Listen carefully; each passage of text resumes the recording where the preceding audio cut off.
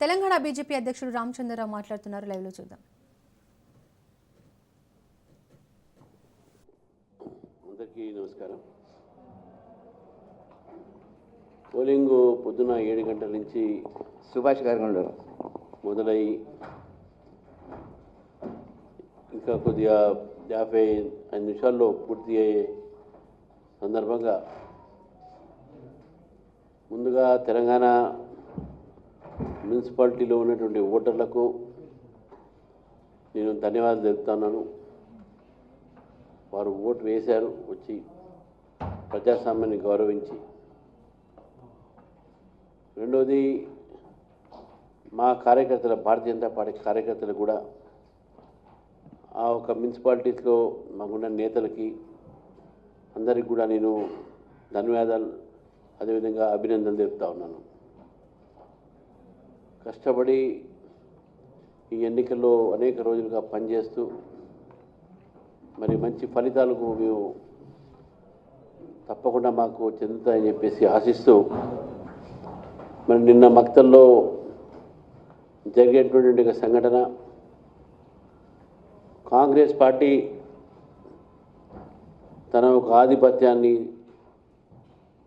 తన ఓడిపోతున్న భయంతో అధికార దుర్వినియోగం చేసి తన ఆధిపత్యాన్ని నిలబెట్టే ప్రయత్నం చేస్తూ ఉంది.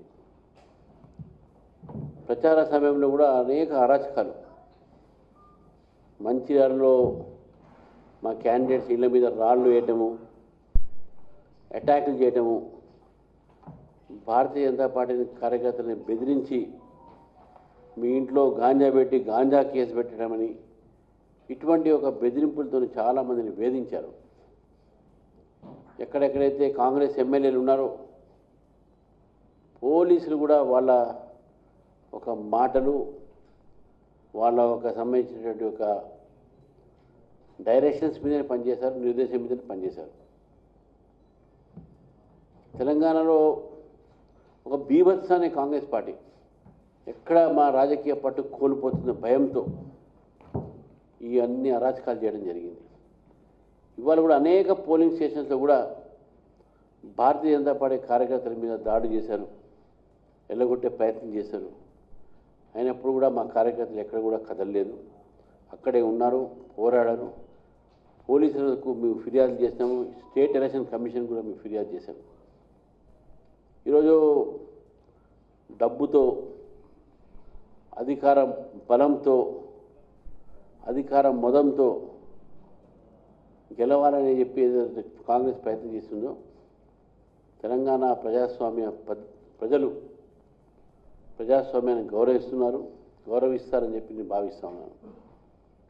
ఇంత పెద్ద ఎత్తున అధికార దుర్వినియోగం ఎవరు చేయలేదు. పోలీసులు ఒకవైపు అయితే, ఒకవైపు ధనాన్ని అయితే, ఇంకోవైపు అధికారులని, మరి ఇంత పెద్ద ఒక ఈ యొక్క అధికార దుర్వినియోగం చేయడం అవసరం ఏముంది? ఇందిరాగాంధీకి అలవాటు ఉండే అధికార దుర్వినియోగం, కోర్టు కూడా చెప్పింది అధికార దుర్వినియోగం చేసినందుకు ఆమెను డిస్క్వాలిఫై చేసింది.